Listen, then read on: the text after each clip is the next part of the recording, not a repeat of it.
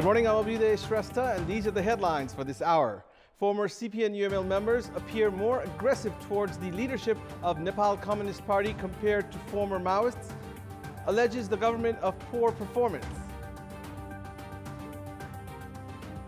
Provincial committees themselves indifferent towards their responsibilities instead of monitoring the government's activities, rendered defunct for the past 7 months. At least 43 people killed and many more injured after a tsunami hit Indonesia's Sunda Strait coastal area. And Real Madrid lift the Club World Cup a record-breaking 4th time, defeating Al Ain Club of UAE 4-1. Let's begin with the latest national political updates.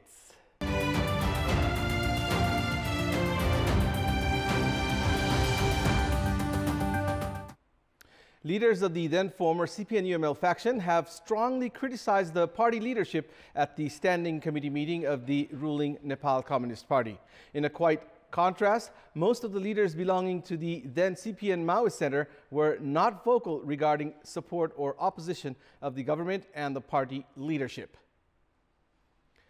Leaders belonging to the then CPN-UML side intensely criticized the party leadership regarding the government's modus operandi and the issue of integration of the party ranks in the meeting, which lasted for 1 week.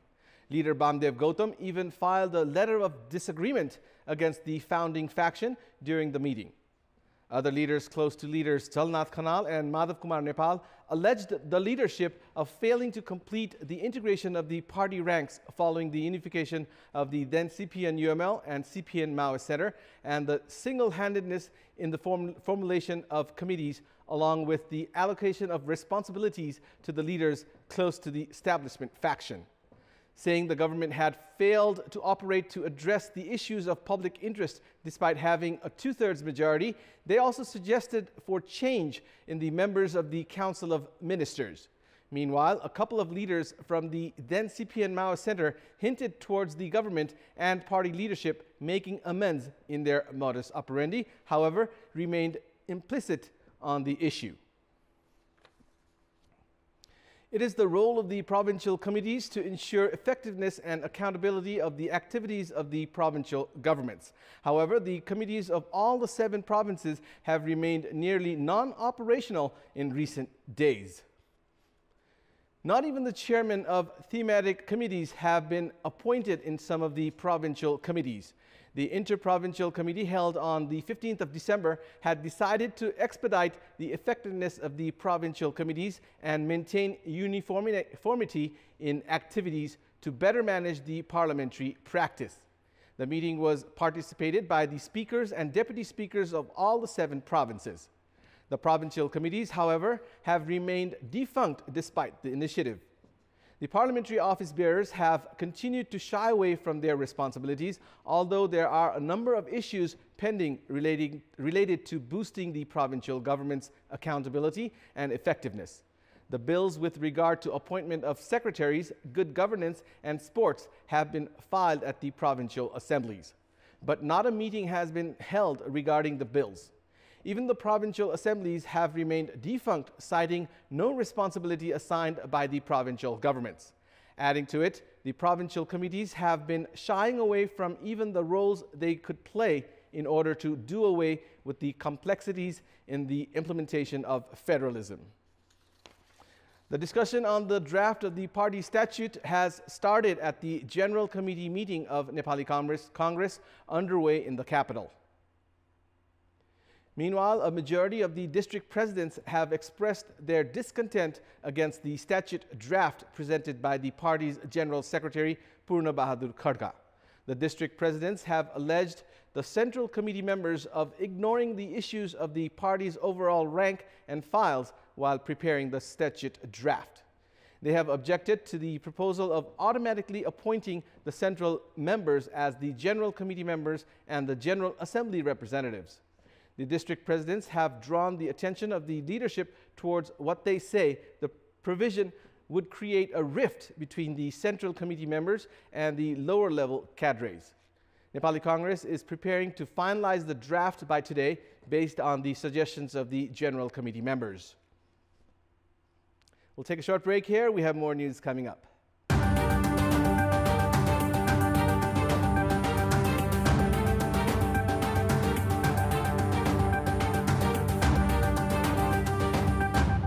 Welcome back. The number of students in community schools has declined by more than 1 million this year. However, the matter is completely different in a community school of Sankhua Sabha district, where the number of students has actually increased. The number of students from private schools taking admission in the community school has been improving by the day. More than 1,000 students are studying in Manakamana Ratna Ambika Secondary School in Sankhua Sabha, out of which at least 200 students are from the local private schools. The reason behind parents shifting their children from private schools to the community school is, however, not financial problem, but the quality of education. The school has qualified teachers who are regular in their duty and conduct classes based on the students' level of understanding. Alongside a regular evaluation of the students, the school management is also effective. However, the community school lacks a properly managed library and classrooms, among others. Nonetheless, the school has managed to stand out to become exemplary for other community schools across the country. As many as 7,000 people visit the Central Zoo in Lalitpur every Saturday, while the number stands at around 2,000 daily during the weekdays. However, all of the visitors are not able to observe all the animals and birds in the zoo. A number of animals do not even show up for the visitors' gratification, as they are often not sufficiently fed by the zoo administration. The tigers in the zoo, who appear outside their caves at times on other days, prefer not to show up during Saturdays. This has been a major disappointment for thousands of visitors. A hippopotamus named as Shyam by the zoo administration, however, seems happy being around the observers. This animal that is at the brink of extinction often appears to be asking for food from the visitors. Likewise, there are currently 3 one-horned rhinos in the Central Zoo, which is found in Nepal only. The only elephant named Ponkali in the zoo has already seen her 70th birthday. She has, however, remained busy in entertaining the visitors in spite of her age and frailty. Meanwhile, the Central Zoo embraces 1,193 animals and birds of 125 different species.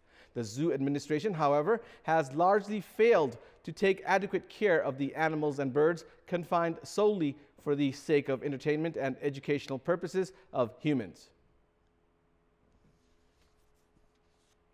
Welcome back. There are complaint boxes installed at Dhankuta's every government offices, the authorities that are responsible for daily service delivery to the public. Most of the boxes, however, are empty with no complaint or suggestion from the service seekers. In this context, we had asked the residents of the district why the public has not made any complaint or suggestion in this regard. Let's take a look at what they had to say. Public voice. कुरा गर्न सक्ने यस्तो चाहिँ कमजोरी छ यस्तो समस्या छ यसलाई चाहिँ समाधान गर्ने निकायमा चाहिँ हामी चाहिँ नजाने त्यो किसिमको परिपटी हाम्रो भएको हुनाले यो समस्या देखिएको हुनुपर्छ जुन उजुरी हालिन्छ त्यो उजुरी हालेको चाहिँ विशेष गरेर कार्यान्वयन पक्षमा आयो भने जनताहरूले अवश्य पनि उजुरी पेटिकामा उजुरी चाहिँ हाल्छन् चेतना पनि जनतामा आउनु पर्यो बोल्दाखेरि भत्ताभुङ्ग भइहाल्छ कि पाउने सुविधाबाट पनि वञ्चित होइन्छ कि भन्ने उले एकातिर डर छ यसको उपादेयता यो है भन्ने कुरा पनि नागरिकहरूलाई थाहा छैन सेवाकर्मीलाई थाहा छैन त्यसै कारणले गर्दाखेरि चोकमा चाहिँ सेवा पाइन भन्ने कुराहरुको हल्ला हुने गर्दछ साथीहरु रिसाउँछन् भनेर पनि उजुर गर्दैनन् त्यो गुनासो पक्दैनन् थाहा हुने मान्छे अधिकांश गाउँमा बस्छन् अब त्यो सम्प्रेषण भएको हुँदैन त्यहाँ चाहिँ अब उनीहरुलाई यस्तो खालको गुनासो गर्दा हुन्छ र त्यो सहजता हुन्छ भन्ने कुरा गाउँका मान्छेहरुले बुझ्नु भएको हुँदैन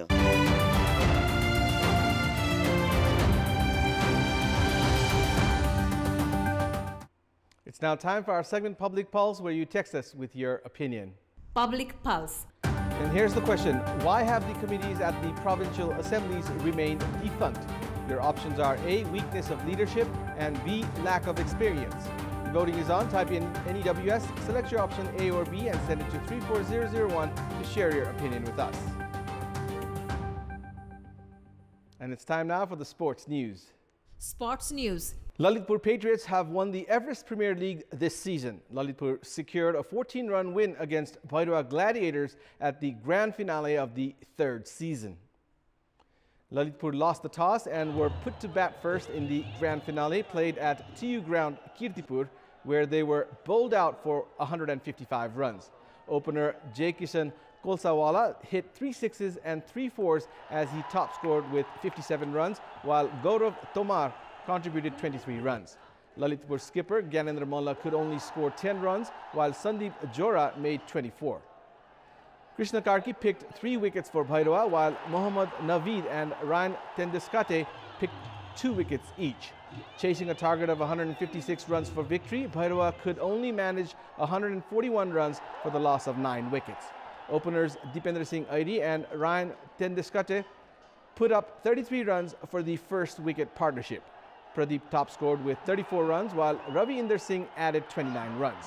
Kushal Malla contributed 16 runs, while Ryan Tendeskate, skipper Sharad Beswakar and Arif Sheikh scored 14 runs each.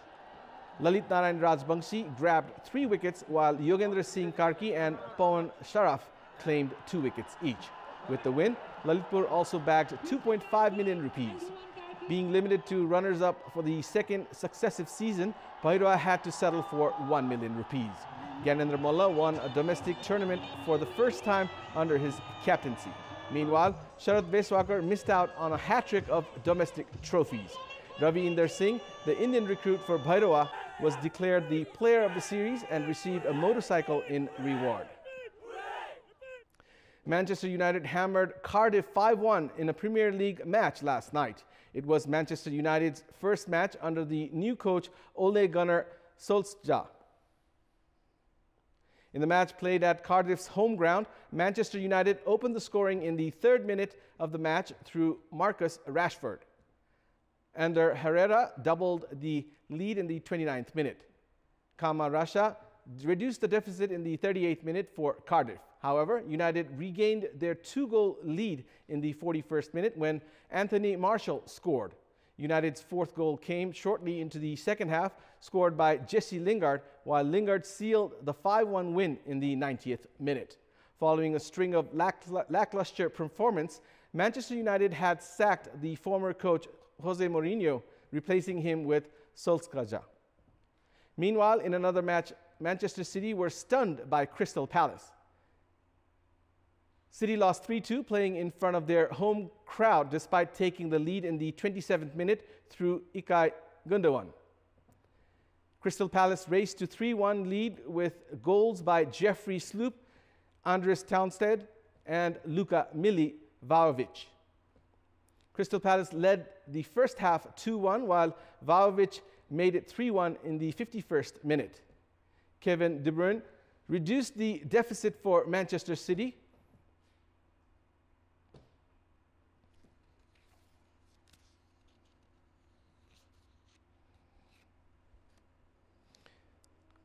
Kevin De Bruyne reduced the deficit for Manchester City in the 85th minute, but it was not enough to save the defending champions from their first loss against Palace in 28 years.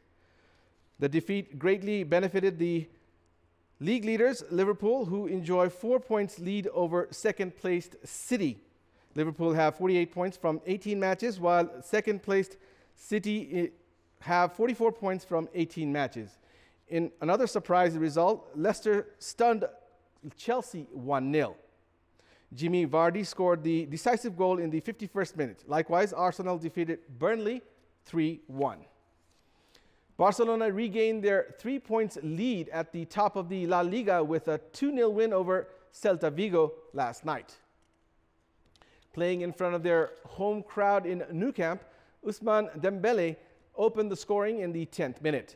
Dembélé scored off a rebound after Messi's shot was blocked by the Celta keeper.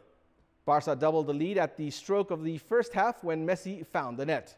This was Messi's 15th goal of the season. Barcelona have 37 points from 17 matches. Atletico Madrid, with 34 points, also climbed to the second position with a 1-0 win over Espanyol. The decisive goal was scored by Antoine Griezmann in the 56th minute. And now, before wrapping up, here's a look at the top stories once again. Former CPN-UML members appear more aggressive towards the leadership of Nepal Communist Party compared to former Maoists, alleges the government of poor performance.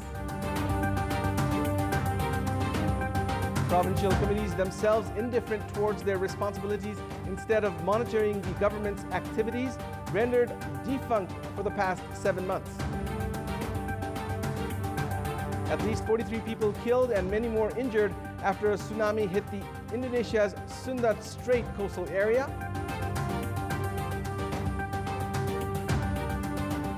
And Real Madrid lift the Club World Cup, a record-breaking 4th time, defeating Al Ain Club of UAE 4-1.